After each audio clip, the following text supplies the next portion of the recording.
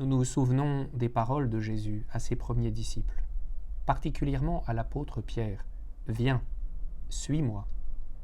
C'est ce que nous allons faire aujourd'hui, en ce vendredi saint, suivre Jésus dans un chemin qui est son chemin de crucifixion, ce que la tradition nomme le chemin de la croix. Le chemin de la croix est né à Jérusalem.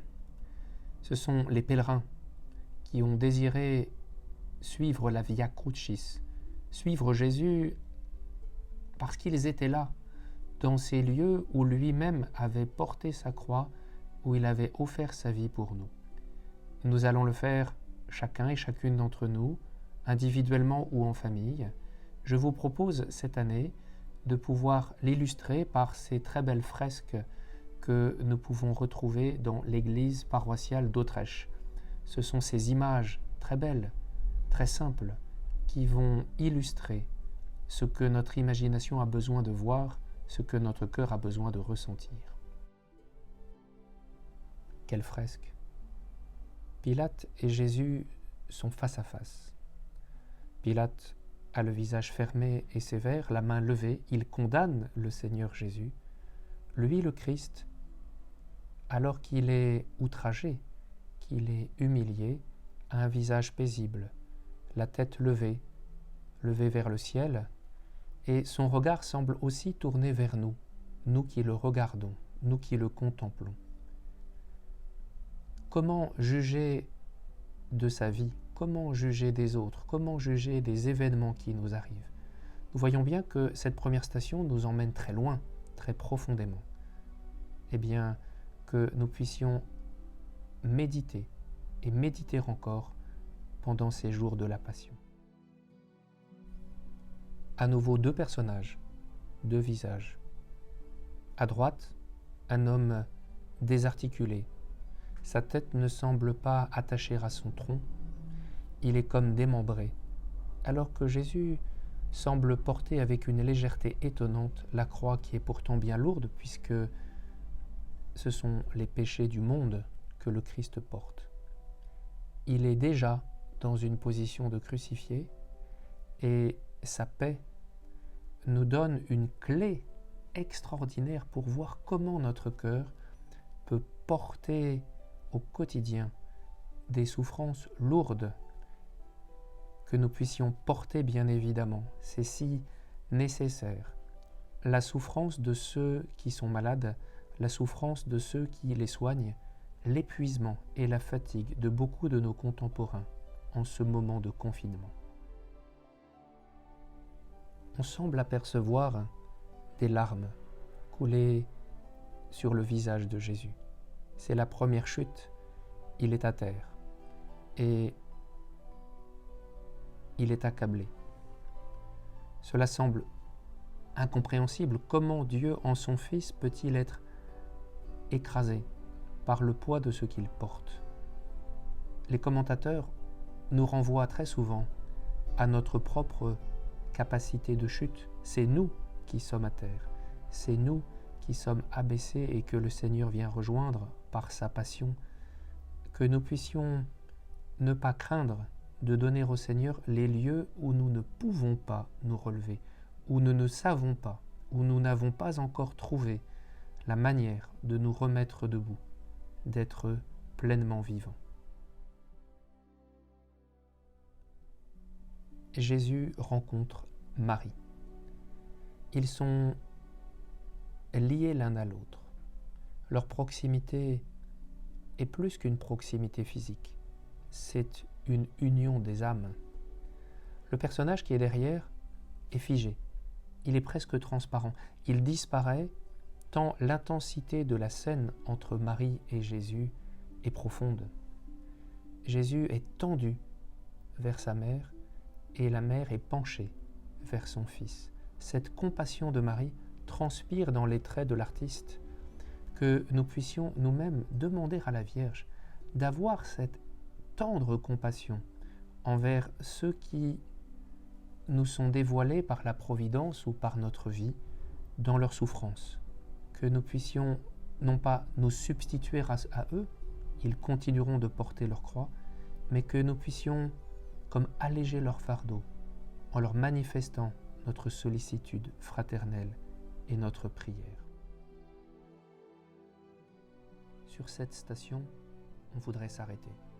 Simon de Cyrène et Jésus.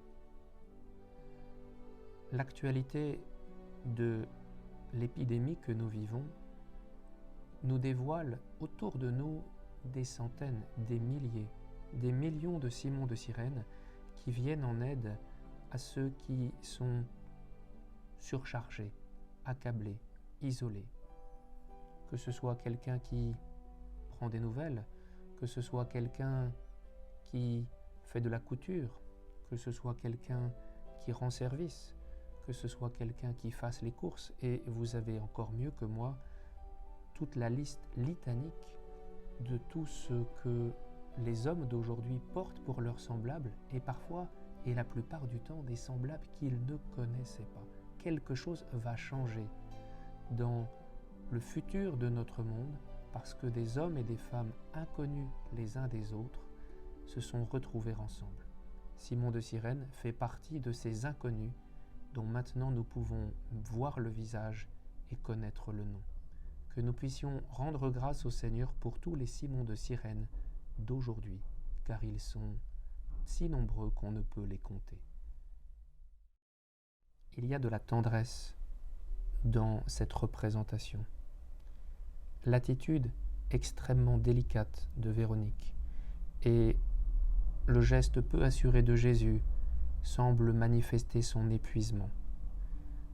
Là, cette femme fait quelque chose de très impressionnant parce que c'est très simple à faire et en même temps, elle prend ce risque de s'approcher de celui qui, aux yeux de tous, ne peut pas être rencontré, celui dont on ne peut pas prendre soin. Là aussi, notre prière rejoint d'une manière très actuelle tous ceux et celles que l'on ne peut approcher parce que leur contamination ou la nôtre les mettrait en danger ou inversement. Que nous puissions, dans notre prière, porter tous les soignants, mais aussi tous les soignés, tous ceux qui sont isolés et qui sont rejoints par ce geste de Véronique, qui sont atteints par notre prière profonde. Il y a un mot qui pourrait exprimer cette scène, acharnement. L'acharnement de ces deux hommes qui, les yeux sombres et le visage sévère, les gestes violents et dynamiques, touchent Jésus non pas pour le soulager, mais pour le malmener. Il y a bien des occasions dans notre propre vie ou dans ce que nous pouvons être témoins d'acharnement, d'exagération inutile et surtout sur des gens qui n'ont pas la capacité de se défendre. C'est l'une des missions et vocations du chrétien, de pouvoir défendre le faible, le pauvre, l'humilié, celui qui n'a pas la force, qui n'a plus les moyens de pouvoir faire face à l'adversité. Que là aussi, notre prière en ce vendredi saint porte toutes les injustices qui peuvent être perpétrées par tant d'hommes et de femmes, par nous-mêmes, envers nos frères et sœurs humains. Je ne regarde pas très souvent le journal télévisé. Et je ne sais pas si c'est votre cas ou si de manière régulière, nous écoutons la radio, nous nourrissons des nouvelles ou des faits divers. Là, la scène dont il est question, les femmes de Jérusalem et Jésus, elles sont spectatrices d'un fait divers. Elles sont face à un inconnu, un condamné, et elles se lamentent. Jésus leur fait cette correction, cette remarque, ce reproche, de leur dire « mais cette lamentation est inutile, vous pleurez sur des événements et des situations qui ne vous concernent pas, et vous devriez avoir souci des vraies souffrances qui marquent votre vie. » C'est impressionnant d'actualité, ce regard de Jésus, que nous puissions nous aussi peut-être savoir mieux suivre les informations médiatiques dont nous avons besoin, mais ne pas en être abattus. Jésus en avait prévenu ces femmes, mais ça concerne tout homme. et Jésus seul. Cela semble si improbable, si impossible. Comment le Christ pourrait-il être abandonné? Comment le Christ, qui est Dieu, qui connaît tout homme à travers sa divinité, pourrait être ainsi séparé de tous? Eh bien, cette représentation est impressionnante. Jésus embrasse la terre. Il est venu pour ça.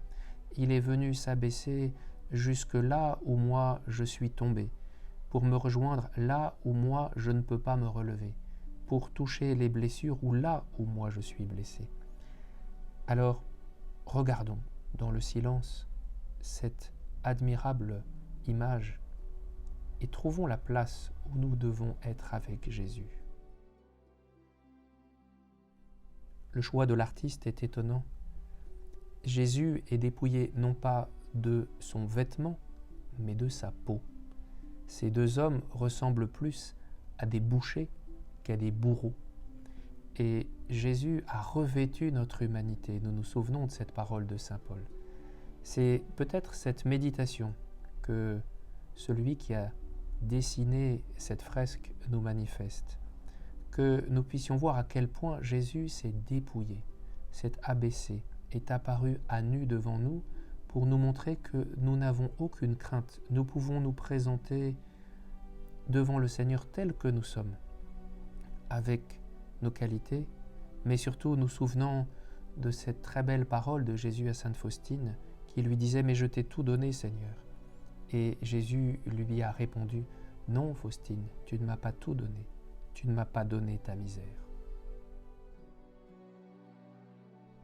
Le regard de Jésus semble perdu dans le vide, alors que, lui tournant le dos, son tortionnaire prend un malin plaisir à le clouer sur la croix, à entraver ses mouvements, à l'empêcher d'agir. Le monde des hommes, régulièrement et à travers de l'histoire, essaye d'entraver Dieu, essaie d'entraver la foi, l'Église. Ne nous revêtons pas d'un syndrome de persécution, mais soyons quand même lucides sur les attaques répétées, régulières et très profondes de l'homme pécheur contre celui qui lui dévoile son péché. Alors, il tourne le dos. Et bien que notre humanité, à travers la prière que nous offrons au Seigneur dans notre Vendredi Saint, donne la grâce à ce monde, qu'aucun homme ne tourne le dos à Dieu, qu'aucun homme ne tourne le dos à Jésus, et qu'il ne se croit pas assez fou, mais surtout assez fort, pour penser qu'il a la capacité d'entraver Dieu et sa grâce. Nous pouvons contempler 4 visages, celui de Jésus, dans une très profonde paix, celui du centurion, qui est dans un étonnement qui l'a comme figé, celui de Marie, qui est toute proche de Jésus et qui ne peut retenir ses larmes et sa compassion, celui de Jean, qui lui essaie de retrouver dans les yeux clos de Jésus le regard aimant et joyeux de son Maître. Comment Jésus me regarde-t-il? Comment est-ce que je regarde Jésus? Oui, quand Jésus et ma vie me sourit, c'est magnifique. Quand Jésus est crucifié et quand ce que je vis avec lui est un combat, eh bien, quelle est mon attitude? L'étonnement, la sidération du soldat, la compassion tendre et délicate de Marie, ou une certaine nostalgie qui semble transpirer du regard de Jean qui se dit « c'était quand même important ce que nous avions vécu ». Cherchons, chers frères et sœurs, notre propre regard sur Jésus et acceptons de le lui présenter, car il aime notre regard sur lui. Je célèbre en ce moment beaucoup d'enterrements et j'exprime souvent à la famille que ces inhumations que nous faisons au cimetière, alors que nous n'entrons pas dans l'église, ressemblent étonnamment à l'inhumation de Jésus, rapide, un peu bâclée, trop simple, pas correspondante à ce qu'est Jésus et à ce que sont ses amis, à ce moment de deuil si important, de pouvoir veiller longtemps et intimement le corps de celui qui vient de nous quitter. Alors oui, étonnamment, notre époque, pendant ces semaines qui sont celles que nous vivons, se retrouve avec de nombreux deuils et des familles qui vivent quelque chose de très proche de ce que l'Évangile nous décrit.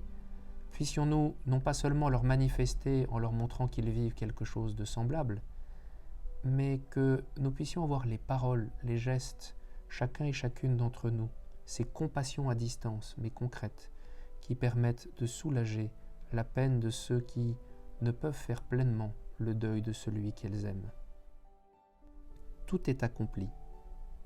Jésus a tout donné. Il ne reste rien. C'est maintenant le grand silence du samedi saint, cette attente ardente, mais longue de la résurrection. Étonnant mystère que l'Église et les chrétiens vivent de manière si rapide, une journée par an. Et voilà que depuis maintenant un mois, nous sommes dans un samedi saint géant. Étonnante posture que l'Esprit nous suggère, nous qui nous sommes arrêtés, nous n'avons plus le corps de Jésus, nous n'avons plus les sacrements, nous n'avons pas pu nous confesser, nous n'avons pas pu communier, et voilà que nous avons tout déposé dans la prière, entre les mains du Père. Que ce chemin de croix qui s'achève nous aide à entrer dans un regard profond sur les événements que nous vivons, qui sont grands, et qui préfigure, qui présage une extraordinaire résurrection. Voilà ce que l'Église apporte à notre monde.